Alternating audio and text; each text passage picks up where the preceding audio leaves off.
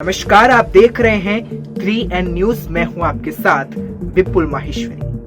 बिहार में महागठबंधन के सीटों के बंटवारे के ऐलान के बाद अब एनडीए में भी सीटों की हिस्सेदारी तय हो गई है। बिहार और जेडीयू के बीच सीटों को लेकर डील फिक्स हो गई है। इस रिपोर्ट में हम आपको बताएंगे कि बिहार और जेडीयू के बीच क्या डील फिक्स हुई और कितनी सीटों पर अब ये चुनाव लड़ा जाएगा। हालांकि इसका औपचारिक ऐलान होना अभी बाकी है।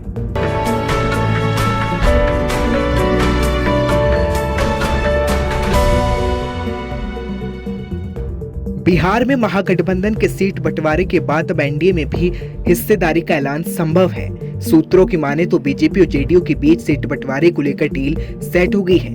जानकारी के मुताबिक नीतीश कुमार को आखिरकार बीजेपी के सामने झुकना पड़ा है और 50-50 फॉर्मूले के तहत सीट बंटवारे को राजी हुए हैं। नीतीश कुमार पिछले कुछ दिनों से जिद पर अड़े थे कि जनता दल बीजेपी से ज्यादा सीटें पर चुनाव लड़ेगी, मगर आखिरकार उन्हें अपनी जिद छोड़नी पड़ी और फॉर्मूले के मुताबिक जेडीयू 122 सीटों पर और भारतीय जनता पार्टी 121 सीटों पर चुनाव लड़ेगी।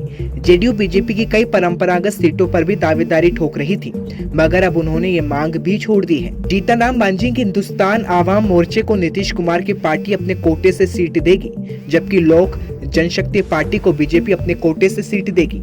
लेकिन बड़ा सवाल यह है कि क्या बीजेपी लोक जनशक्ति पार्टी को अपने कोटे से सीट तभी देगी अगर चिराग पासवान एनडीए का हिस्सा बने रहते हैं। पिछले कुछ दिनों से सीट बंटवारे को लेकर चिराग पासवान ने काफी कड़े तेवर दिखाए हैं और अकेले 143 सीटों पर चुनाव लड़ने के संकेत पहले ही दे चुके हैं। लेकिन अब बीजेपी, जेडीयू और एनडीए की ओर से क्या कुछ ऐलान किया जाता है, इस पर सबकी निगाह टिकी है।